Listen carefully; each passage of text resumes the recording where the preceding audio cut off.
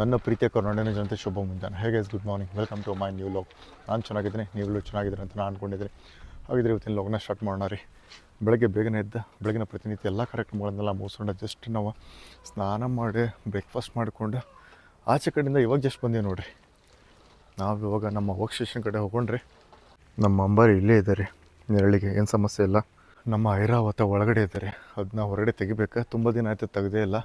ಸಿಟಿಯಲ್ಲಿ ಹೊಡೋಕ್ಕೆ ಕಷ್ಟ ರೀ. ಅದನ್ನ ಲಾಂಗ್ ಹೋದರೆ ಆರಾಮಾಗಿ ಎಳೆದು ಬಸ್ಸಾಗ್ತೈತಿ, ಏನು ಸಮಸ್ಯೆನೇ ಇಲ್ಲ. ಫೀಲೂ ಆಗಂಗಿಲ್ಲ, ರೈಡ್ ಮಾಡ್ದಂಗೆ ಚೆನ್ನಾಗಿದೆ ಮಾತ್ರ. ಆಲ್ಮೋಸ್ಟ್ ಪಿಗ್ ಫಾರ್ಮಿಂಗ್ ಪ್ರಾಜೆಕ್ಟ್ಸ್ ಎಲ್ಲ ಕಂಪ್ಲೀಟ್ ಆದಂಗೆ ಆಗಿದ್ದಾರೆ. ಪಾರ್ಟಿಷನ್ ಮಾಡಿ ಹಾಕಬೇಕಷ್ಟೇ, ಅದಾದರೆ ಮುಗ್ದಂಗೆ ಆಯ್ತಾ. ಮತ್ತು ಹೊಸ ಪ್ರಾಜೆಕ್ಟ್ ಬಗ್ಗೆ ಸ್ಟಡಿ ಮಾಡ್ಬೇಕು, ಮತ್ತು ಸ್ಕ್ರಿಪ್ಟ್ ರೆಡಿ ಮಾಡ್ಬೇಕು, ಮತ್ತು ಇಂಟರ್ವ್ಯೂ ಪ್ಲ್ಯಾನ್ ಮಾಡ್ಬೇಕು, ಮತ್ತು ಶೆಡ್ಯೂಲ್ ಮಾಡ್ಬೇಕು ನೋಡಿರಿ. ಇದೇ ಪ್ರೊಸೆಸ್ ರಿಪಿಟೇಷನ್ ಆಗ್ತಾ ಇರ್ತೈತಿ. ಪಾಟ್ಗಳಿಗೆ ನೀರು ಹಾಕಿದ್ದಾರೆ, ಏನು ಸಮಸ್ಯೆ ಇಲ್ಲ. ನಮ್ಮ ವರ್ಕ್ ಸ್ಟೇಷನ್ ಆನ್ ಮಾಡೋಣ್ರಿ.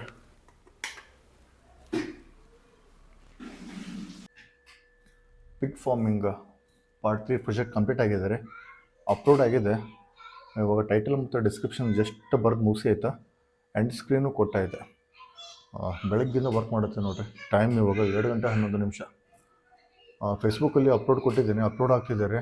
ಡಿಸ್ಕ್ರಿಪ್ಷನ್ಸ್ ಆಮೇಲೆ ಬರೋಣ. ಶೆಡ್ಯೂಲ್ ಮಾಡಿದ್ದೇವೆ, ಸಂಜೆ 5 ಗಂಟೆಗೆ ಆಗ್ತೈತಿ, ಇಲ್ಲ 6 ಗಂಟೆಗೆ ಆಗ್ತೈತಿ, ಎರಡರಲ್ಲಿ ಒಂದು ಆಗ್ತೈತಿ. ಫೇಸ್ಬುಕ್ಕಲ್ಲಿ 5 ಗಂಟೆ ಆಗ್ಬೋದು, ಇಲ್ಲ ಯೂಟ್ಯೂಬಲ್ಲಿ 6 ಗಂಟೆ ಆಗ್ಬೋದು. ಜಸ್ಟ್ ಒಂದು ಶಾರ್ಟ್ ಬ್ರೇಕ್ ತೊಗೊಂಡ್ಬರೋಣ್ರಿ. ಕಂಟಿನ್ಯೂಸ್ ವರ್ಕ್ ಮಾಡಿ ಮಾಡಿ ನಮಗೂ ಸಾಕಾಗಿದೆ. ಶಾರ್ಟ್ ಬ್ರೇಕ್ ತೊಗೊಂಡೆ.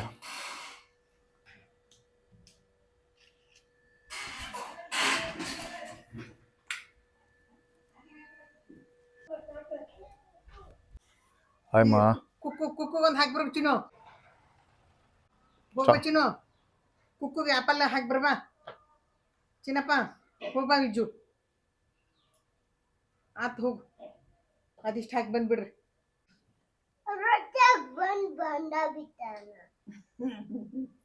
ಜ್ಯೂಸ್ ಮಾಡೋಣ್ರಿ. ಇವಾಗ ಎಲ್ಲರೂ ಹಸಿವಾಗಿದೆ.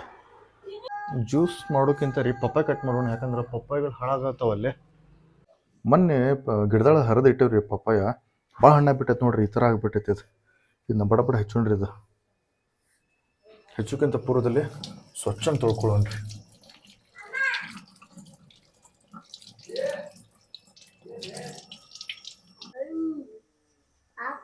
ಪರ್ಫೆಕ್ಟ್. ಹಿಂಗೆ ಕಟ್ ಮಾಡೋಣ್ರಿ ಸಣ್ಣಗೆಲ್ಲ.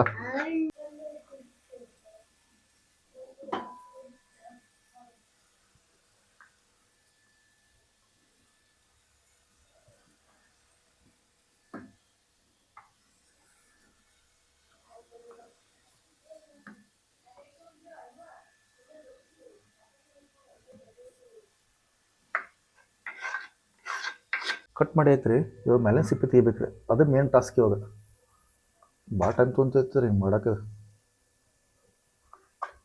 ನೋಡ್ರಿ. ಹಿಂಗೆ ಮಾಡಿ ಎಲ್ಲರೂ ಕೊಟ್ಬಿಡ್ದು. ಇವಾಗ ಸಪ್ಲೈ ನಾವು ಮಾಡ್ಬೇಕು ರೀ ಎಲ್ಲರಿಗೂ, ಅದು ಸಮಸ್ಯೆ ಆಗಿರೋದು ಇವಾಗ. ಪರ್ಫೆಕ್ಟ್. ಇವಾಗ ಹಿಂಗೆ ಮಾಡಿ ಪರ್ಫೆಕ್ಟ್. ಇವು ಬೀಜ ತೆಗೀನ್ರಿ, ಬೇರೆ ಕಡೆ ಹಾಕೋಣ. ಮತ್ತು ಪಪ್ಪಾಯ ಗಿಡ ಹುಡ್ತೈತೆ ಹೊಸದು. ಆಲ್ಮೋಸ್ಟ್ ಎಲ್ಲರೂ ಪಪ್ಪಾಯ ಹೆಚ್ಚಿಕೊಟ್ಟೈತ್ರಿ, ನಾವು ತಿನ್ನೋಣ. ಚೆನ್ನಾಗಿದೆ. ಓಕೆ, ಆಚೆ ಮಾರ್ಕೆಟಲ್ಲಿ ಸಿಗುತ್ತಲ್ರಿ, ಇಷ್ಟೊಂದು ಟೇಸ್ಟ್ ಇರೋಂಗಿಲ್ಲ. ಮನೇಲಿ ಇದೆಯಲ್ಲ, ಕೋಳಿ ಗೊಬ್ಬರ ಎಲ್ಲ ಹಾಕಿಬಿಟ್ಟಿವ್ರಿ ಇದಕ್ಕೆ. ಅದ್ರ ಸಂಬಂಧ ಇಷ್ಟೊಂದು ಕಿಕ್ಕು ಬಂದೈತಿದೆ. ಲಾಸ್ಟ್ ಪೀಸ್ ಉಳಿದೈತ್ರಿ ಇದೆ, ಎಲ್ಲರೂ ಹೆಚ್ಚಿಕೊಟ್ಬಿಡು. ಎಲ್ಲರೂ ತಿಂದರೆ ಇವಾಗ ಇದೊಂದು ಉಳಿದೈತೆ ನೋಡ್ರಿ. ಮತ್ತು ರೆಫ್ರಿಜರೇಟರ್ ಒಳಗೆ ಇಡೋದ್ರಾಗ ಏನು ಆಡ್ತಿಲ್ರಿ. 4 ಪೀಸ್ ಮಾಡಿ 4 ಜನ ತಿಂದ್ಬಿಡ್ತಾರೆ. ಪರ್ಫೆಕ್ಟ್. ಅಮ್ಮ ತಗೊಮ್ಮ, ಲಾಸ್ಟ್ ಪೀಸ್ ಇದೆ. ಎಲ್ಲರೂ ಒಂದೊಂದು ಪೀಸ್ ಚೆನ್ನಾಗಿದೆ. ಆಸಮ್. ಇಷ್ಟೊತ್ತ ಎಲ್ಲರೂ ಪಪ್ಪಾಯ ಹಣ್ಣು ಕಟ್ ಮಾಡಿ ಕೊಟ್ಟೈತ್ರಿ. ಇವಾಗ ನಾವು ತೊಳಿಬೇಕು, ನಾವು ಬಳಿಬೇಕದು. ಇವಾಗ ನಾವು ಬಳಿನಿ, ಇವಾಗ ಇದೆಲ್ಲ ಸ್ವಚ್ಛ ಮಾಡೋಣ್ರಿ, ತೊಳಿನಿ ಇವಾಗ. ಆಮೇಲೆ ಇನ್ನೊಂದು ಏನಪ್ಪ ಅಂತಂತಂದ್ರೆ, ಇವೇನು ಸಿಪ್ಪೆದವಲ್ರಿ, ನಮ್ಮ ಕೋಳಿಗಳು ಹಾಕಿಬಿಡೋಣ್ರಿ. ಇಷ್ಟು ಇಷ್ಟಪಟ್ಟು ತಿಂತಾವಲ್ಲ ಹೇಳ್ತೀನಿ, ಬಡ್ಕೊಂಡು ತಿಂತಾವಂಗ. ಇವಾಗೆಲ್ಲ ನಮ್ಮ ಕೋಳಿಗೆ ಹಾಕೊಂಡ್ಬರ್ರಿ. ಇವಾಗ ಇವ್ ನಮ್ಮ ಕೋಳಿ ಹಾಕಿ ಬಂದ್ಬಿಡೋಣ್ರಿ. ಆ್ಯಕ್ಚುಲಿ ನಾವು ಜ್ಯೂಸ್ ಮಾಡಕ್ಕೆ ಬಂದೀವ್ರಿ, ಬಟ್ ಪಪ್ಪಾಯ ಹಣ್ಣು ಹೆಚ್ಚೋದಾತ. ಇವ್ನು ನೋಡ್ರಿ, ಒಂದು ಅರ್ಬಟ್ಟ ಯಾವಾಗಲೂ ಹಿಂಗೆ ಇರೋದ ನೋಡ್ರಿ. ಇದು ತರ ಪುರ್ಸತಿಲ್ದ ಹತ್ತಿ ನಿಂತು ಬಿಡ್ತಾನೆ ನೀವು. ಸ್ವಲ್ಪ ಹತ್ತಿನ ಏನಾರ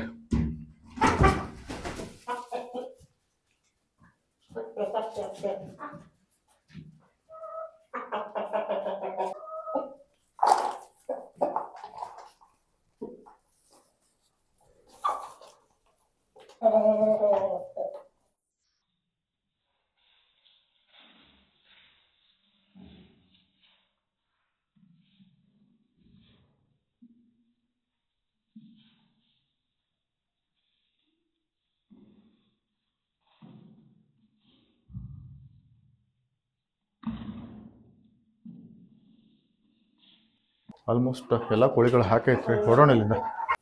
ನೋಡ್ರಿ ಎಲ್ಲ ಕೋಳಿಗಳು ಎಷ್ಟು ಇಷ್ಟಪಟ್ಟು ತಿಂತಾವ ಅಂತೇಳಿ.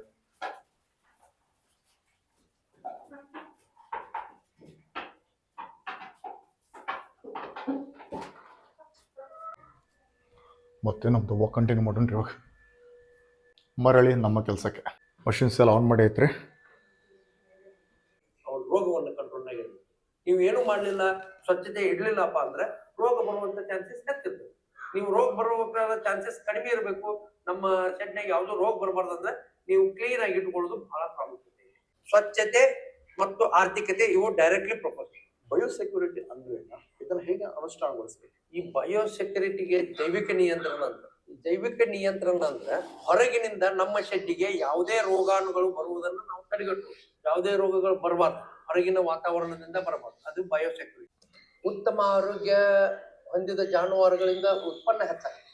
ಉತ್ತಮ ಉತ್ಪಾದನೆಯನ್ನ ನಾವು ಪಡೆಯಬಹುದು. ಒಳ್ಳೆಯ ಒಂದು ಗರ್ಭ ಧರಿಸಿದ ಹಂದಿಯ ಆರೋಗ್ಯ ರಕ್ಷಣೆ ಮಾಡುವುದರಿಂದ ನಾವು ಬಲಿಷ್ಠವಾದ ಮತ್ತು ಹೆಚ್ಚು ಸಂಖ್ಯೆಯ ಹಂದಿ ಮರಿಗಳನ್ನು ಪಡೆಯಬಹುದು. ಒಂದು ಒಳ್ಳೆಯ ಹಂದಿ ಮರಿ ಐತಪ್ಪ ಅಂತಂದ್ರೆ ಅದು ಆರೋಗ್ಯ ಚೆನ್ನಾಗಿತ್ತಪ್ಪ ಅಂದ್ರೆ ಅದರ ತೂಕ ಗಣನೀಯವಾಗಿ ಹೆಚ್ಚಾಗುತ್ತೆ, ಅದರ ಪ್ರೊಡಕ್ಟಿವಿಟಿ ಹೆಚ್ಚಾಕತ್ತೆ, ಅದರ ಉತ್ಪನ್ನ ಹೆಚ್ಚಾಕತ್ತೆ. ಅದನ್ನ ಮಾಡ್ಬೇಕಂದ್ರೆ ಉತ್ತಮ ಆರೋಗ್ಯವನ್ನ ಕಾಯ್ದುಕೊಳ್ಳೋದು ಬಹಳ ಅವಶ್ಯಕತೆ ಇದೆ. ಇನ್ ಮುಂದೆ ನಾವು ಆ ಬ್ರೀಡಿಂಗ್, ರೀಪ್ರೊಡಕ್ಷನ್ ಮತ್ತು ಪಿಗ್ಲೆಟ್ ಮ್ಯಾನೇಜ್ಮೆಂಟ್ ಬಗ್ಗೆ ತಿಳ್ಕೊಳ್ಳೋಣ.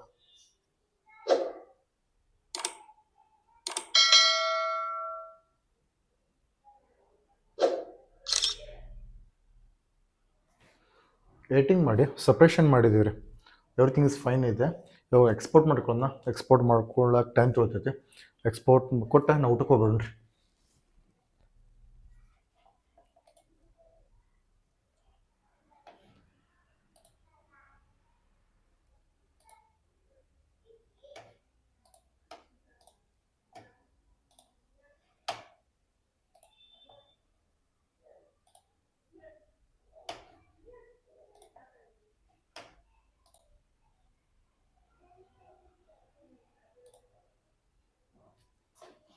ಎಕ್ಸ್ಪೋರ್ಟ್ ಕೊಡ್ತಾ ಇದ್ದೇವೆ ರೀ. ಪಿಗ್ ಫಾರ್ಮಿಂಗ್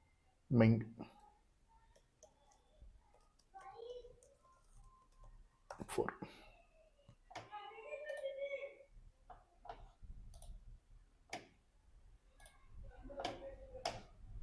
ಎಕ್ಸ್ಪೋರ್ಟ್ ಆಗ್ತಿದೆ ರೀ. 21 ಮಿನಿಟ್ಸ್ ಕೇಳ್ತಿದೆ. ಅದು ಎಕ್ಸ್ಪೋರ್ಟ್ ಆಗಲಿ, ನಾವು ಊಟ ಮಾಡ್ಕೊಂಬಂದ್ಬೇಡ.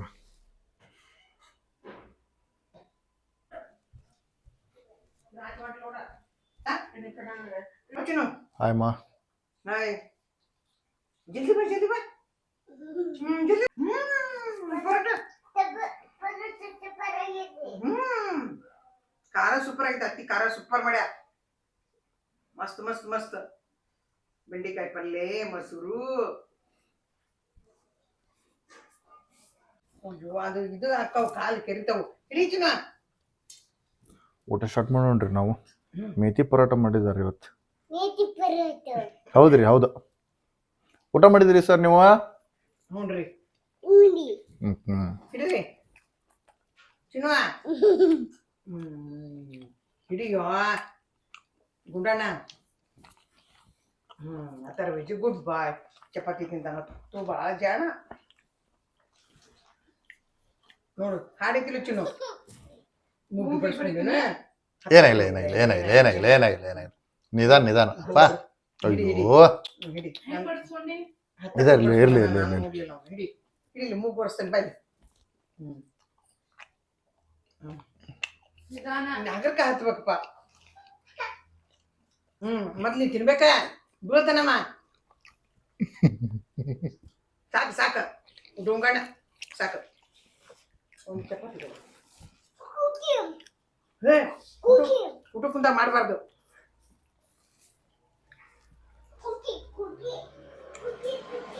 ಪರಾಟ ಎಲ್ಲ ತಿಂದೈತ್ರಿ. ರೈಸ್ ಊಟ ಮಾಡೋಣ. ಪುಳಿಯೋಗರೆ ಮಾಡಿದ್ದಾರೆ.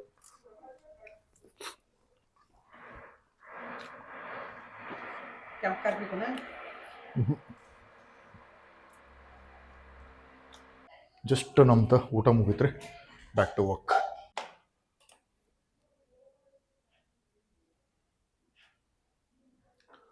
ಅಪ್ಲೋಡಿಂಗ್ ಕೊಟ್ಟು 1/2 hour ಆಯ್ತು ರೀ, ಇನ್ನೂ ಅಪ್ಲೋಡ್ ಆಗಿಲ್ಲ ಅದು.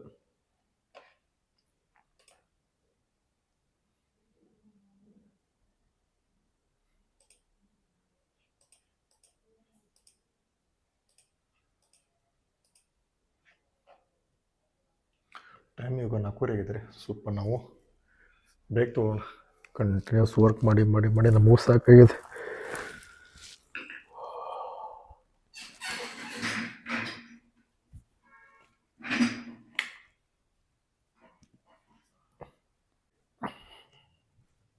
A few moments later. Just ನಮ್ದು ಶಾರ್ಟ್ ಬ್ರೇಕ್ ಮುಗಿತ್ರಿ, ಮತ್ತೆ ನಾವು ಕಂಟಿನ್ಯೂ ಮಾಡೋಣ.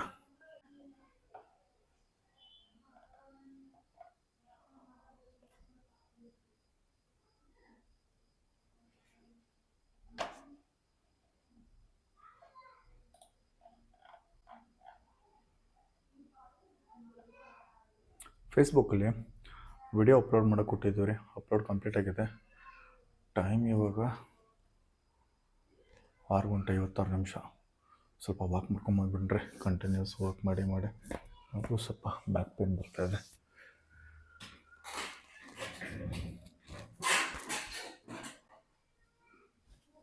ಕತ್ಲೆ ಆಗಿಬಿಟ್ಟಿದೆ ನೋಡಿರಿ, ನೋಡೋಣ ಯಾವ ಥರ ಬರ್ತೈತಿ ಅಂತೇಳಿ. ಸೂರ್ಯ ಅಸ್ತವಾಗಿ ತುಂಬ ಹೊತ್ತಾಯ್ತು ಅನ್ಸತ್ರೆ, ಕತ್ಲೆ ಜಾಸ್ತಿ ಆಗಿದೆ, ವಿಡಿಯೋ ಮಾಡೋಕ್ಕೆ ಸ್ವಲ್ಪ ಸಮಸ್ಯೆ ಆಗುತ್ತೆ. ಏನೂ ಕಾಣಿಸ್ತಾನೆ ಇಲ್ಲ, ಏನು ಮಾಡೋಕ್ಕೆ ಬರೋಂಗಿಲ್ಲ ರೀ. ಸ್ವಲ್ಪ ಲೈಟಾಗಿ ವಾಕ್ ಮಾಡಿಕೊಂಡ್ರೆ ಹೊರಡೋಣ. ಇವತ್ತು ಮಾತ್ರ ಸಿಕ್ಕಾಪಟ್ಟೆ ವಾಕ್ ಮಾಡಿರಿ, ಬೆಳಗ್ಗೆಯಿಂದ ಸಂಜೆ ಮಟ್ಟ ಬರೀ ಏಟಿಂಗ್.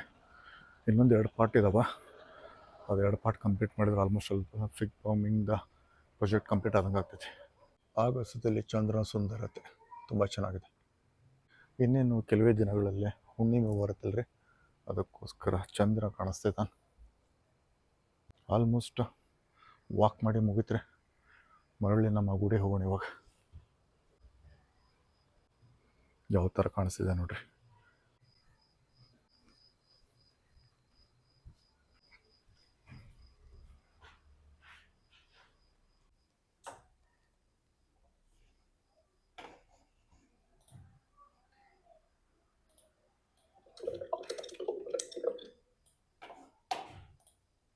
ಹಂದಿಗಳಿಗೆ ಲೈಂಗಿಕ ಪ್ರವೃತ್ತಿ ಯಾವ ವಯಸ್ಸಿನಲ್ಲಿ ಬರ್ತದೆ?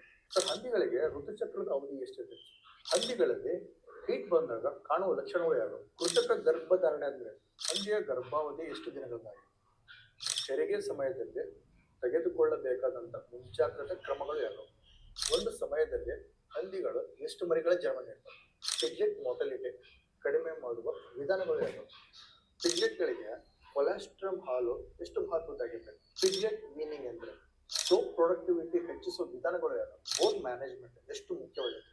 ರೀಪ್ರೊಡಕ್ಟಿವ್ ಎಫಿಷಿಯನ್ಸಿ ಲಾಭದ ಮೇಲೆ ಹೇಗೆ ಪರಿಣಾಮ ಬೀರ್ತದೆ? ಹಂದಿ ಶೆಡ್ ವಿನ್ಯಾಸ ಹೇಗಿರಬೇಕು? What is the importance of ventilation and temperature? ಹಂದಿಯ ಶೆಡ್ಗಳಲ್ಲಿ ಜಾಗದ ನಿರ್ವಹಣೆ ಯಾವ ತರ ಮಾಡ್ತಾರೆ? ತ್ಯಾಜ್ಯದಿಂದ ಬಯೋಗ್ಯಾಸ್ ಉತ್ಪಾದನೆ ಸಾಧ್ಯವಾಗ್ತದೆ. ಹಂದಿ ಸಾಕಾಣಿಕೆ ಮಾಡ್ಬೇಕಂತಂದ್ರ ನೀರಿನ ಸರಬರಾಜು ವ್ಯವಸ್ಥೆ ಯಾವ ತರ ಆಗಿರ್ಬೇಕು? ಹಂದಿ ಫಾರ್ಮ್ಗಳಲ್ಲಿ ರೆಕಾರ್ಡ್ ಮ್ಯಾನೇಜ್ಮೆಂಟ್ ಎಷ್ಟು ಮುಖ್ಯ ಪಾತ್ರ ವಹಿಸ್ತದೆ? ಕಾರ್ಮಿಕರ ನಿರ್ವಹಣೆಯನ್ನ ಯಾವ ತರ ಮಾಡ್ತಾರೆ? ಹಂದಿ ಫಾರ್ಮ್ಗಳಲ್ಲಿ ಸಣ್ಣದ ದೊಡ್ಡದಂತ ಇರ್ತದೆ ಸರ್. ಸಣ್ಣ ಹಂದಿ ಫಾರ್ಮ್ ದೊಡ್ಡ ಹಂದಿ ಫಾರ್ಮ್ ಅಂತ ಕನ್ಸಿಡರ್ ಮಾಡಿದಾಗ ಇವುಗಳ ನಡುವಿನ ವ್ಯತ್ಯಾಸ ಯಾವ ತರ ಇರ್ತದೆ ಸರ್? ಹಂದಿ ಫಾರ್ಮ್ಗಳಲ್ಲಿ ಹಂದಿಗಳ ತೂಕ ಮತ್ತೆ ಬೆಳವಣಿಗೆ ಇದರ ಮೇಲ್ವಿಚಾರಣೆ ಯಾವ ತರ ಇರ್ತದೆ ಸರ್? ಹಂದಿಗಳ ಮಾರಾಟಕ್ಕೆ ಸೂಕ್ತವಾದ ವಯಸ್ಸು ಮತ್ತು ಸೂಕ್ತವಾದ ತೂಕ ಎಷ್ಟಿದೆ? ಪರ್ಫೆಕ್ಟ್. ಇನ್ನೂ ಸ್ವಲ್ಪ ವಾಕ್ ಪೆಂಡಿಂಗ್ ಇದ್ದಾರೆ, ಅದನ್ನ ವಾಕ್ ಮುಗಿಸ್ಬಿಡೋಣ ಇವತ್ತು.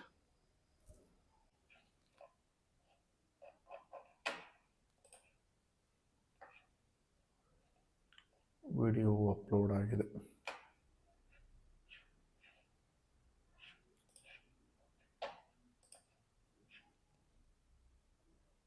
Okay, perfect.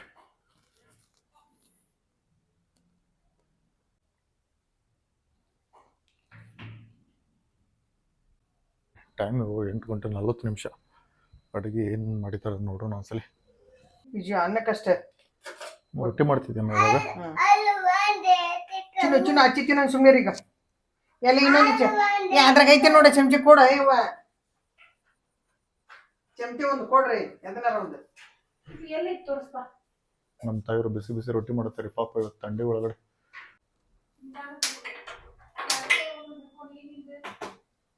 ಅಮ್ಮ ಒಂದು ರೊಟ್ಟಿ ಮಾಡಕ್ಕೆ ಎಷ್ಟು ಟೈಮ್ ಬೇಕಾಗೈತಮ್ಮ? ಇಷ್ಟ ಅಂತೀನಿ ನೋಡಪ್ಪ ಬಡದಂಗ. ಒಂದು ಅಂದಾಜು ಒಂದು 5 ನಿಮಿಷ. 10 ರೊಟ್ಟಿ ಮಾಡಕ್ಕೆ ಒಂದು 20 ನಿಮಿಷ ಬೇಕಮ್ಮ? ಅರ್ಧ ತಾಸು. ಅರ್ಧ ತಾಸು. ಅಡುಗೆ ರೆಡಿ ಮಾಡ್ತಿದ್ದಾರೆ, ರೆಡಿ ಆದ್ಮೇಲೆ ಬರೋಣ.